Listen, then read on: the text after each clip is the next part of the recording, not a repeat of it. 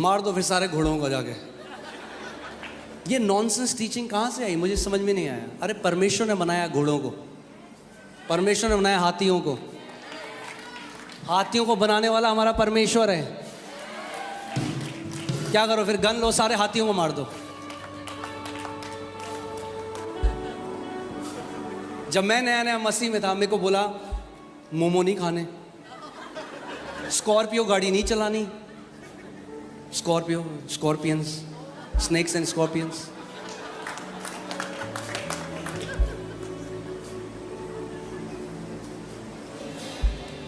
ये जब भ्रष्ट कर देता है शैतान, तो आप अपनी मिरास में नहीं चल पाते। The Bible says righteous are bold as lions. जो शिक्षा आपके अंदर डर लेकर आती है वो परमेश्वर की ओर से नहीं है। सुन रहे हैं आप, मैंने क्या कहा? जब आप सही शिक्षा सुनेंगे, वो आपको हियाव देगा और आपको बताएगा आप मसीह में कौन हो। अब मुझे ये 24 घंटे बोला है, ओ प्रभु मेरे दादा ने जो पाप किया वो क्षमा कर। अरे, I will not confess the sins of my forefathers, I will confess the word of God. मैं अब वचन की घोषणा करूंगा, मैं उन प्रतिज्ञाओं की घोषणा करूंगा जो यीशु मसीह ने मेरे लिए किया है।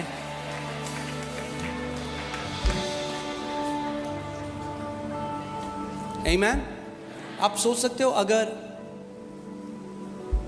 यीशु मसीह, उसके दोनों साइड चोर थे, हाँ थे कि नहीं थे? दोनों चोर थे,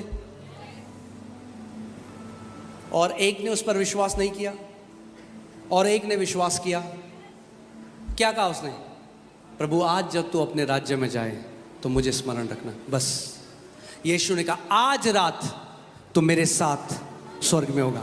अब हम अगर हम होते वहां पे, कुछ रिलीजियस ईसाई होते, कहते प्रभु क्या कह रहे हो?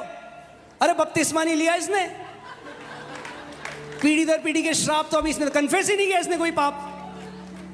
अगर हम होते तो यीशु में, अच्छा पहले सारे पाप कन्फेस करो।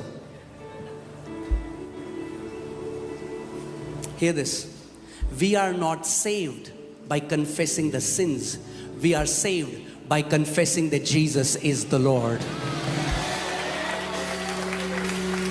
रोमियो में क्या कहती है बाइबल?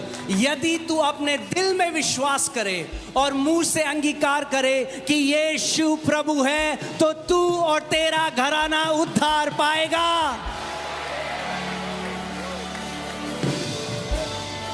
अपने पड़ोसी को बोलो कन्फेस द राइट थिंग, बोलो कन्फेस द ट्रूथ।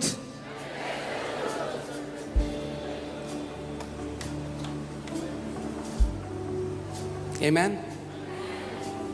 प्रभु का महान धन्यवाद हो कि यीशु मसीह उतना ज्यादा धर्मी नहीं है कितने जितने ईसाई हैं।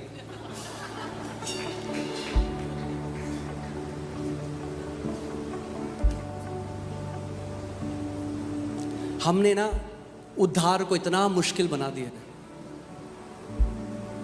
बहुत बड़ी कीमत यीशु मसीह को देनी पड़ी उद्धार के लिए, मगर जानते हैं आपके और मेरे लिए उसने बहुत इजी बना दिया। यही तो उसका अनुग्रह है। यीशु मसीह ने उन फरीसियों को डांटा, बोला कपटियों, सांप के बच्चों, ना तो तुम स्वर्ग जाते हो खुद, ना तो उन्हें जाने देते हो जो जाना चाहते हैं। अरे इतना सरल है।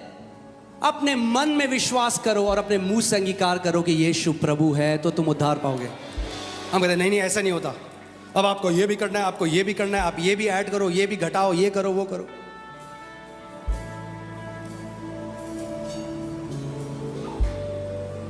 वो जेलर, जब पौलुस और सिलास आराधना कर रहे थे, जेल के फाटक खुल गए और जेलर आया और उसने कहा sir what must I do to get saved, मैं क्या करूं कि उद्धार पाऊं? यीशु ने कहा, पौलुस ने कहा अच्छा पहले सारे श्राप तोड़ो। उसने कहा believe in the lord Jesus Christ, you and your household shall be saved. यीशु पर विश्वास करो, तू और तेरा घराना उद्धार पाए। Believing the truth is powerful. सत्य पर विश्वास करना एक्सट्रीम पावर को रिलीज करता है। तो अगर फिर कोई आपके घर आए और बोले कि मैं देख रहा हूं आपके घर में आपकी उन्नति इसलिए नहीं हो रही है आपके बच्चे को जॉब इसलिए नहीं लग रही, आपकी बेटी की शादी इसलिए नहीं हो रही क्योंकि आपके घर पीढ़ी दर पीढ़ी के श्राप है। क्या बोलोगे आप? अबे खामोश।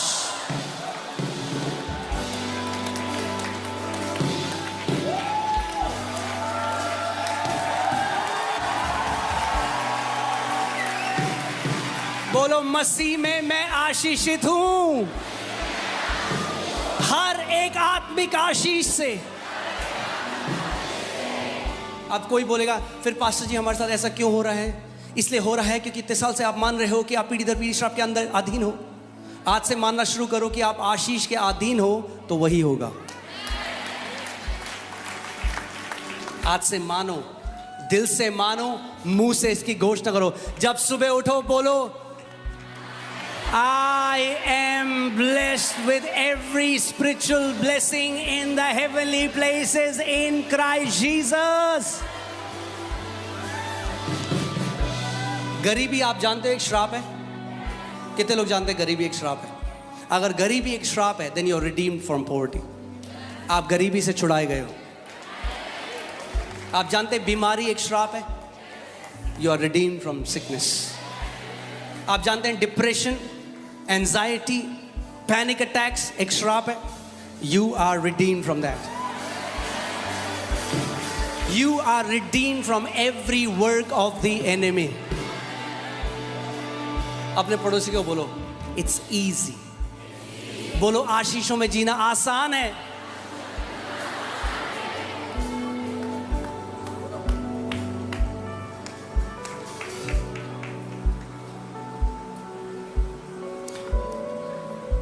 अगर आपको मेरी बात पर विश्वास नहीं, आज खुद देख लेना, जहाँ पे पीढ़ी दर पीढ़ी श्रापों को तोड़ने की कॉन्फ्रेंस होती है, वहाँ जाओ, वही लोग दिखेंगे अगली बार भी, फिर अगली बार वही लोग दिखेंगे। बोला, क्या हुआ भाई, ये क्या है?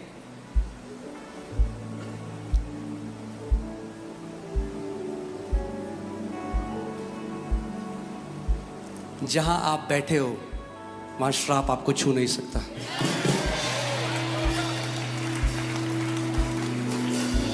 एक बारी क्या हुआ, हम लोग जब हमारा छोटा हाउस चर्च था, और अचानक से मेरे को ऐसा लगने लगा कि जैसे कोई मेरी गर्दन दबा रहा है। कोई भी नहीं था।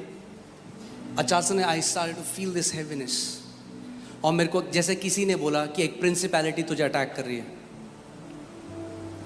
उसी क्षण पवित्र आत्मा ने मेरे अंदर से वो स्क्रिप्चर आया। मैंने कहा, I am seated far above every principality, और एक सेकंड के अंदर इट जस्ट वेंट अवे। आमेन।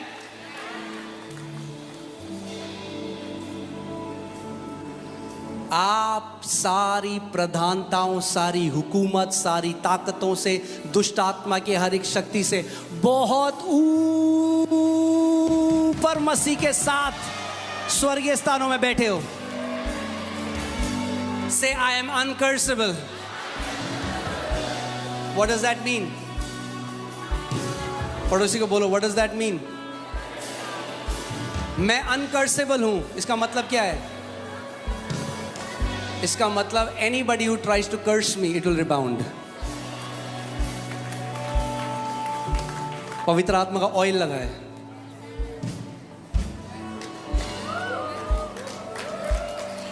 जो आपको श्राप दे रहा है,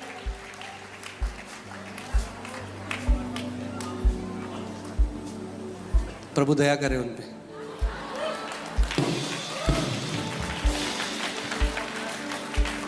Say, I'm uncursable. Say it again, I'm uncursable. Say it again, I'm uncursable. Kenneth Hagin uncle के पास एक बार एक विश्वासी लेडी आई और बोला कि मैं मानती हूं जो वचन में लिखा है, मगर मेरे साथ वो हो नहीं रहा, मैं क्या कहूं? मैंने पढ़ा है, आपने बोला है, मैंने सुना है। उन्होंने कहा, बेटी, बार बार इसकी घोषणा तब तक करती रहे जब तक तेरा हृदय विश्वास न करने लग जाए।